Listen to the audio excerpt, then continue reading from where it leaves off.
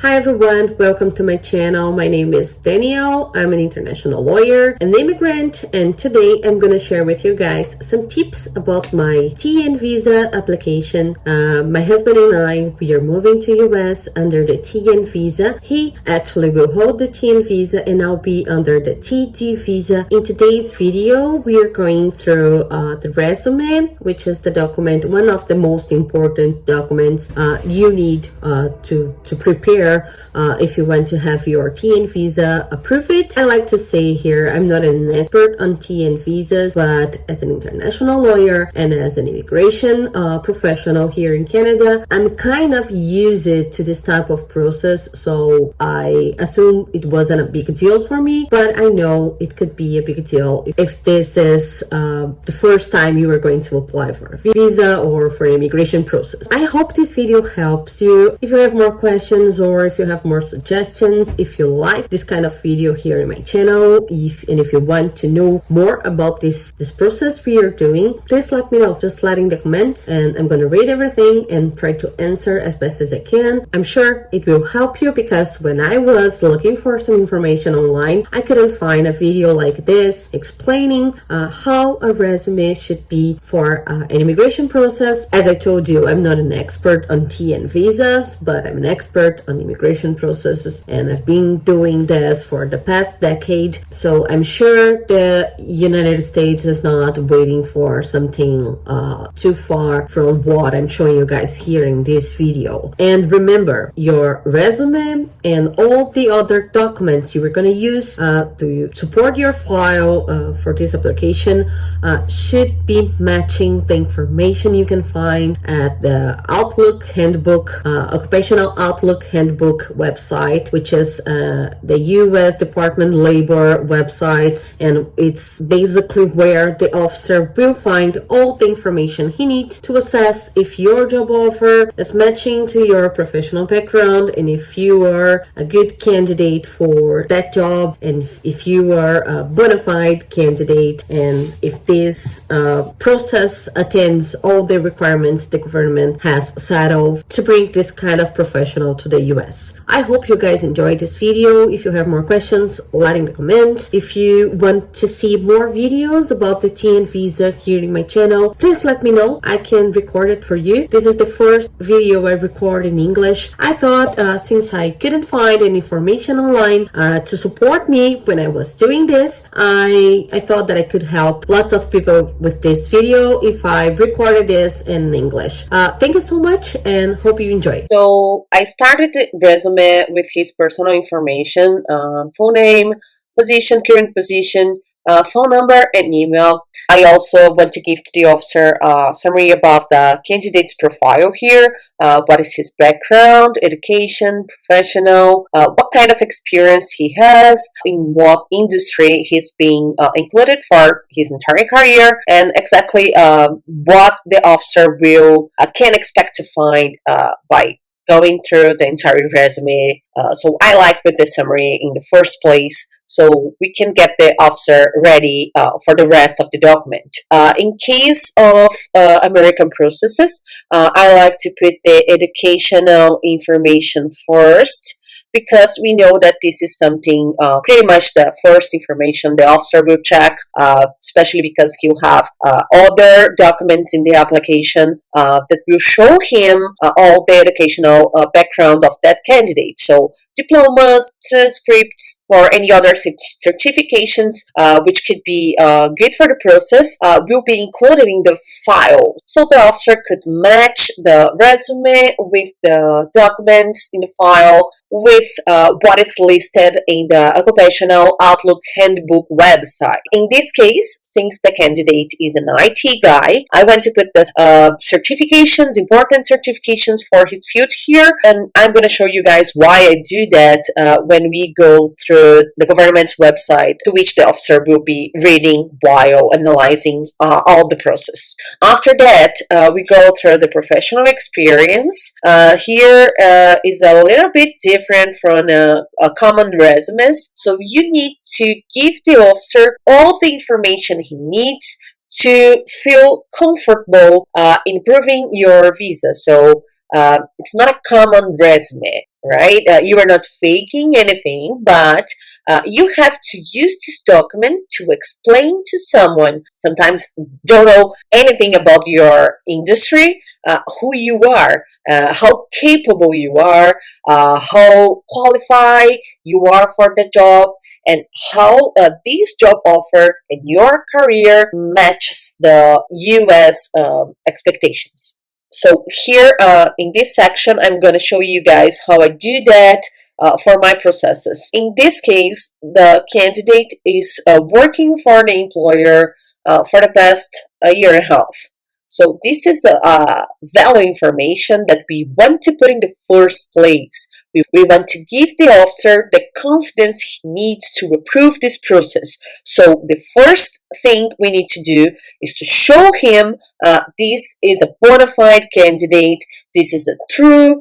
There's no other relationship between parts despite all the employment. So here in this case, since the candidate is working for the employer, we are going to put that information highlighted first section of professional experience. Okay, so current employer followed by the name of the company, which I'm hiding here for privacy, and then how long the candidate has been working for the employer already. Okay, after that, the industry, and I'm going to show you guys why I'm putting the industry summary here when we go to the Outlook handbook there in the US government website. After that, the position the candidate is occupying, what the type of job, which is a permanent and full-time position, the period in which the candidate has been working for this employer, and the location, which is Vancouver right now because the candidate is in Canada. After that, all the qualifications the company noted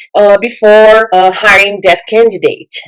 This is not a final version, okay? I'm still working on this document, so please don't take it as a final version. But this is the way I use it to do this kind of list. So before the responsibilities, we put all the qualifications the company noted first in order to hire that candidate. So the officer could do like the same process that the company did to verify if the candidate is a good person, it's a good, not a good person, but if it's a good professional for that job. And you guys will see that when we go through the government's website too. After that, all the responsibilities that the candidate is performing for this job.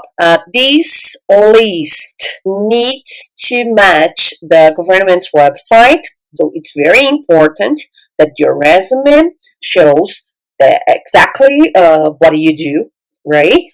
But your duties should be the same listed in the government's website, but you cannot write them the same words in the same order or whatever. You cannot copy and paste there here. So the officer will see that you are copying and pasting this information, and he can think that you are not saying the truth, you were lying or you were faking, you were putting that here only to get your visa approved, and that will take you to a place in your interview that you don't want to be. So please make sure that your resume shows the truth, but don't fake anything, and don't copy and paste what you find in the government's website. Otherwise, you can have a hard time at the port of entry, and that is something that you don't want to have for sure. Okay, so after that, the second experience was a very important experience the candidate had in Canada.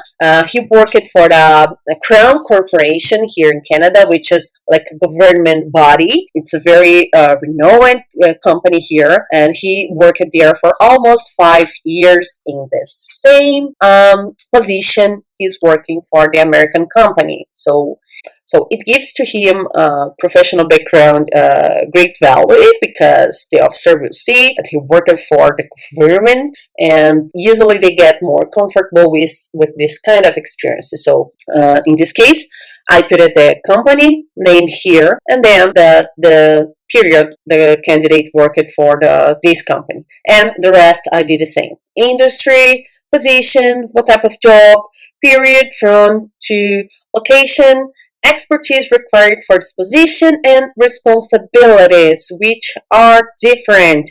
Danielle, but he is working in the same position. He was a senior data analyst. He's a senior data analyst for the current employer, and he was a senior data analyst for the previous employer. So why you changed the responsibilities? Especially because even if you were working in the same position for different employers, the environment will ask you to do different tasks. So it's important to highlight the differences. Otherwise, the officer, again, could see your resume and think you are faking or you are only copying and pasting. He can think that it's not real, and this is something that you don't want them to think. So make sure you are showing them the truth about your experience and bring that differences to your resume, so it will give them more confidence to what you were saying here. So I did this to all the experiences the candidates had in the past, highlighting the position he was working. So I did that for all the positions he occupied in his career. Look at this. He worked for this company for almost 10 years, and he has a recommendation letter from them. So it's very good for the process, because give to the officer the confidence, the sense of true that this is a bona fide job offer and that the candidate is a good professional to really contribute to the American labor market. And why we do this in the resume? Because you guys can see that this is a little bit different from a usual resume, right, that you use to apply for jobs. But why we do that? Why we put the company, industry, position, information, then certifications, and then responsibilities. Why we do that? Why this is important for your visa application? And to understand that, you need to go to the website in which the officer will verify all the information you are providing him. So this is the website the officer will verify while going through your file. So this is a website of the government, United States Department of Labor. Here you can find all the job positions, industries, groups, and whatever you need to know about how that profession is considered, is seen in US. You need to come to this website. They are going to use this for several processes inside US. In Canada, we have something pretty much close to this that we use for immigration process, visa applications, LMIA, which is labor market process to hire foreign workers. And in US, it's not different, okay? So here, this is the website the officer will check. So it's very important to have your documents matching the information you can find here. I'm going to show you guys how you can find that information here, and how you can translate it to your resume and the rest of the documents you are going to use to your file, okay? So this is the government website. It's pretty much the website where the officer will find all the information he needs to get your application approved or denied. So that's why it's so important to have your resume and other documents matching the information listed here. Okay, so in this case, the candidate is a data analyst professional. Data analysts are included in the data scientists group, which is included in the math professionals group. And this was the first tricky point that we had in this case, because in the first place, when you see the candidate's profile, you assume he's a computer scientist, he's a computer professional, but he's not. For the US, he is a math professional. So it's very important to understand where your position is included according to the Occupational Outlook Handbook. Okay, I know this is difficult to understand because sometimes you are a mechanical engineer, you are a civil engineer, you are a lawyer, or you are in a specific position inside the industry that in your country is listed as an engineering position, right? You have engineering here, like construction and extraction, computer information technology, legal, physician, whatever. You have a list of industries here, so it's very important to know where your position is included, is listed, okay? Otherwise, you're gonna write all your documents in the wrong way, and you don't want to do that way. You want the officer to find the information he needs very easy, so you can get your interview done very fast, right? So in this case, the candidate's position is included in math. You can find data science. In data science page, you can find everything the officer will check to get your visa approved or not. Here we have what they do. So here you're going to find the responsibilities I show you in the resume before. You need to remember here that you cannot copy and paste, like just copying this list and pasting your resume. Otherwise, you're going to get your visa denied. But you can go and read everything which is here and see how that matches to your professional, to your daily routine, and maybe write down in another boards to make the officer's job easier, giving him the sense of truth we talked before. Here in the work environment page, you find the industries in which this kind of professional are working, and that's why I put the industry summary in the resume so the officer could match it.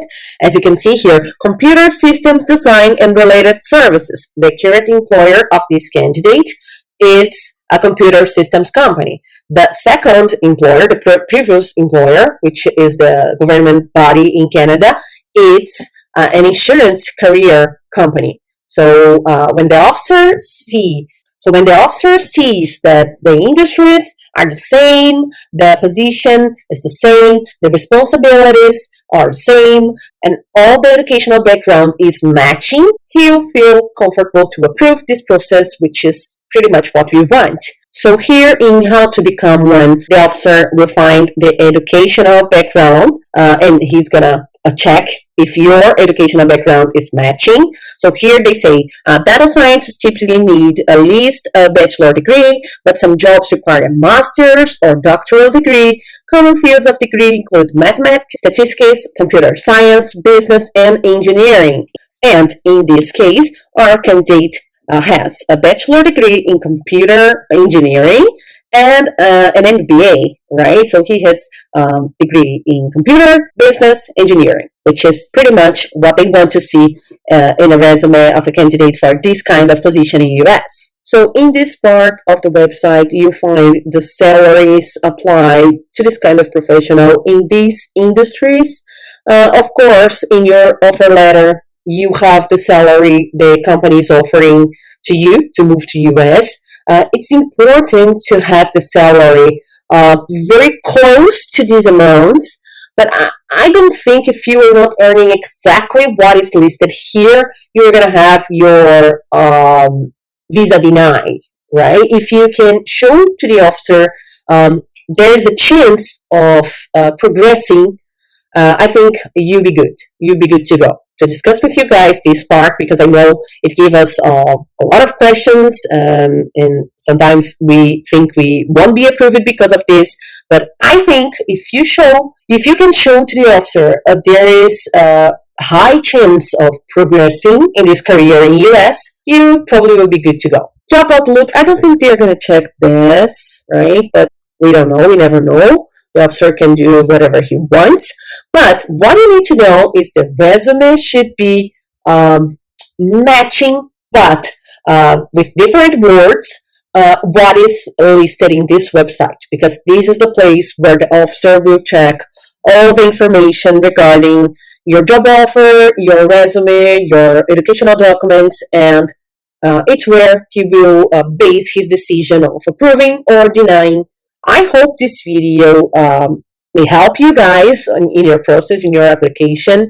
We are going to apply for this visa in a few months. We don't know yet if we are going to get approved, but I think we have a good chance here because the candidate is pretty much what they are looking for. This is a very good area to work in US. We know that they are trying to attract more data analysis and data scientists to US because of all the scenario we have today in the board. right? About data collections, and security and fraud, whatever. So I hope you guys have enjoyed this video. I hope it helped you to prepare your resume for your TN visa application. If you have more suggestions, comments, if you want to see another video related to this process here in my channel, just let me know. Please consider subscribing in my channel. If I see that many English speakers are coming here to look for information about this, of course, I'm gonna record more videos to support you guys in this journey. Thanks for watching. I hope to see you in the next video.